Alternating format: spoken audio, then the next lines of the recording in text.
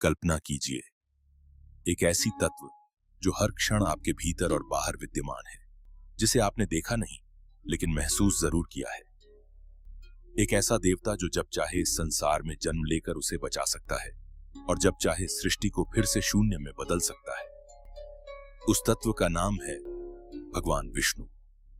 लेकिन क्या आप वाकई जानते हैं विष्णु कौन है?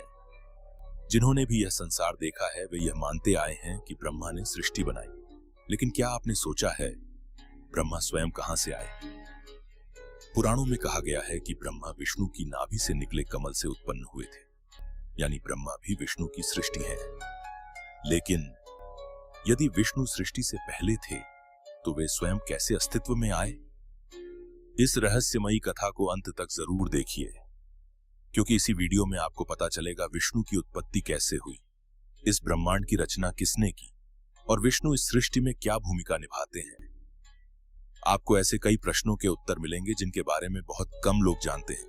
तो वीडियो को स्किप मत कीजिए, आखिरी तक देखिए, क्योंकि हर क्षण में छिपा है एक गहरा रहस्य। इसके लिए आपको ले जाना होगा एक ऐसे वक्त में जहां वक्त का अस्तित्व नहीं, एक ऐसी जगह जिसका न तो कोई नाम है न परिमाण, एक ऐसा आयाम जो हर आयामों के परे है, जहां न तो कोई जा सकता है न देख सकता है, एक ऐसा सत्य जो हर सत्य से ऊपर है। आइए मिलते हैं सदाशिव से। इस ब्रह्मांड के आरंभ में ना कोई तारा था, ना सूर्य, ना चंद्र, ना समय था, ना दिशा, सिर्फ शून्य था। और उस शून्य में थे सदाशिव। सदाशिव कोई देहधारी नहीं, कोई रूप नहीं, वे परब्रह्म हैं जो साक्षात अव्यक्त है। वे न जन्म लेते हैं न मृत्यु को प्राप्त होते हैं, वे ना ही बनते हैं न नष्ट होते हैं। वे सदैव हैं, समय और आयामों से परे, एक और अनेक, हम सबके अंदर। जब कुछ भी नहीं था तब उन्होंने इच्छा की मैं एक रूप दूं, इस चेतना को जो पालन करे, जो रचना कर, जो संचालन करे। और उस इच्छा से, उनकी छाया से प्रकट हुए श्री नारायण। नारायण जो अब तक अदृश्य ब्रह्म चेतना थे, सदाशिव ने उन्हें श्रीहरि के रूप में प्रतिष्ठित किया। फिर नारायण योग निद्रा में लीन हुए और फिर उनके नाभि कमल से प्रकट हुए 4 मुखों वाले ब्रह्मा। यह कमल कोई साधारण पुष्प नहीं था, यह हिरण्य गर्भ था, चेतना और सृष्टि का बीज। ब्रह्मा की आंखें खुली और उन्होंने चारों ओर देखा, पर उन्हें अपनी उत्पत्ति का ज्ञान नहीं था। उन्होंने पूछा मैं कौन हूं, किसने मुझे बनाया? लेकिन कोई उत्तर नहीं था। तब उन्होंने ध्यान किया हजारों वर्षों तक, और अंत में उन्होंने देखा नारायण को योग निद्रा में लीन और जाना कि वे उन्हीं की नाभि से जन्मे हैं। लेकिन यहीं एक और गूढ़ रहस्य है। जब ब्रह्मा ने नारायण से उनकी उत्पत्ति पूछी, नारायण ने कहा मैं भी किसी और की इच्छा से प्रकट हुआ हूं, मेरा आदि भी है और अंत भी, और वह है सदाशिव। तब ब्रह्मा ने पहली बार ध्यान किया शिव तत्व पर, और उसी क्षण प्रकट हुए शिवलिंग के रूप में सदाशिव। यह शिवलिंग था जिसका ना आदि ना अंत, और वहीं से आरंभ हुई त्रिमूर्ति। ब्रह्मा जो रचयिता है, विष्णु पालक और रुद्र संहारक, शिव जो सदाशिव की छाया है। अब आते हैं श्री विष्णु के सत्य में। कल्पना कीजिए एक अनंत महासागर जिसे क्षीर सागर कहते हैं। वहां एक विशाल शेषनाग पर कोई शांत स्वरूप में लेटे हैं। उनका रंग नीला है जैसे समुद्र की गहराई, आंखें बंद हैं, लेकिन वह सब देख रहे हैं। उनके चरणों के पास लक्ष्मी है और नाभि से एक कमल निकल रहा है जिसमें ब्रह्मा बैठे हैं। यह दृश्य केवल कल्पना नहीं है, यह ब्रह्मांड की उत्पत्ति का प्रतीक है। शेषनाग जिन पर विष्णु विराजमान है, उनके 1000 फनों से समय का प्रवाह निकलता है। क्षीरसागर एक भौतिक स्थान नहीं बल्कि चेतना का स्तर है, जहां केवल योगी अपने ध्यान में पहुंच सकते हैं। विष्णु कोई सामान्य देवता नहीं है, वे केवल पालक नहीं हैं, वे समय के आर पार हैं। वेद कहता है कि काल स्वयं विष्णु के अधीन है। वैकुंठ बस एक शब्द, एक विश्वास और एक रहस्य।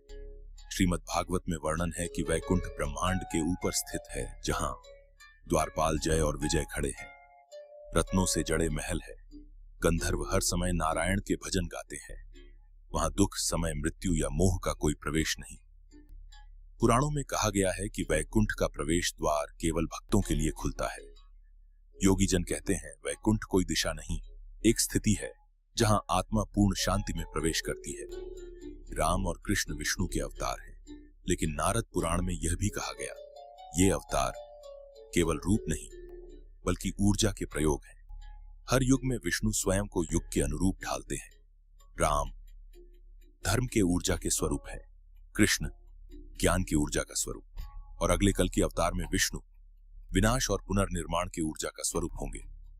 भविष्य पुराण के अनुसार विष्णु ने पहले से ही 1000 युगों के लिए योजनाएं बनाई हैं, जिनमें हर युग में अलग ऊर्जा के साथ उनका प्रकट होना तय है। बहुत लोग पूछते हैं क्या आज विष्णु धरती पर हैं? और उत्तर है हाँ, लेकिन रूप में नहीं, ऊर्जा में। जहां भी कोई ध्यानस्थ साधक बैठा है, जहां भी कोई मां अपने बच्चे को सुला रही है, जहां कोई वृद्ध संत दूसरों के लिए प्रार्थना कर रहा है, वहां विष्णु है। विष्णु के अंशावतार आज भी पृथ्वी पर जन्म लेते हैं, जिन्हें हम संत, गुरुओं या महात्माओं के रूप में पहचानते हैं। वे हमेशा समाज को संतुलन में रखने के लिए गुप्त रूपों में सक्रिय रहते हैं। ब्रह्मवैवर्त पुराण कहता है कलयुग के अंत में जब अधर्म की सीमा टूटेगी, तब विष्णु स्वयं कल्कि के रूप में प्रकट होंगे। उनका वाहन सफेद घोड़ा होगा। उनका उद्देश्य अधर्म का विनाश और सत्य युग की वापसी होगी। राम और कृष्ण के रूप में विष्णु ने जो किया वो केवल धर्म की स्थापना नहीं थी, वो चेतना को ऊंचाई देना था। और आज भी हर भक्त के हृदय में कहीं न कहीं विष्णु मौन रूप में बैठे हैं।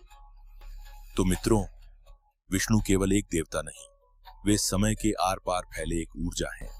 वे हैं जो दिखते नहीं लेकिन सब कुछ संचालित करते हैं। वे हैं जो हर युग में धर्म की रक्षा के लिए आते हैं, चाहे राम के रूप में हो या कृष्ण के रूप में। और वे हैं जो अंत में सबको वैकुंठ में ले जाने वाले हैं। तो मित्रों, आपने जाना कैसे सदाशिव ने नारायण को उत्पन्न किया और नारायण की नाभि से जन्मे ब्रह्मा जो इस संपूर्ण सृष्टि के रचयिता बने। यह कोई कहानी मात्र नहीं है, यह उस चेतना की यात्रा है जिससे यह पूरा ब्रह्मांड बना है। और आज भी वो शिव तत्व हमारे भीतर, हमारे चारों ओर विद्यमान है।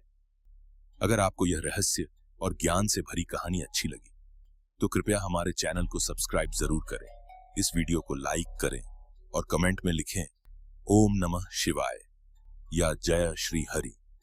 अपने दोस्तों और परिवार के साथ ये दिव्य ज्ञान साझा कीजिए, क्योंकि हो सकता है किसी एक व्यक्ति की चेतना बदल जाए इस एक वीडियो से। अगर आपको यह वीडियो अच्छा लगा हो और आप ऐसे ही आध्यात्मिक रहस्यों में रुचि रखते हो तो हमारे चैनल पर और भी अद्भुत और गूढ़ विषयों पर वीडियो पहले से मौजूद है, जैसे शिव कौन है, शिव तत्व क्या है, काली मां की रहस्यमयी कथा, शिव और सती की गाथा, और भी कई ज्ञानवर्धक, रहस्यपूर्ण और आध्यात्मिक यात्राओं से भरे वीडियो जो आपके मन, बुद्धि और आत्मा तीनों को छू जाएंगे। तो अभी जाइए, हमारे चैनल को एक्सप्लोर करें और जुड़ जाइए इस आध्यात्मिक यात्रा के साथ, जहां हर वीडियो आपको स्वयं से मिलवाएगा। हमारे चैनल को सब्सक्राइब करें, बेल आइकॉन दबाएं और बने रहें हमारे साथ, क्योंकि आपकी आत्मा को जिस ज्ञान की तलाश है वो शायद अगली ही वीडियो में आपका इंतजार कर रहा हो। हर हर महादेव, जय श्री हरि।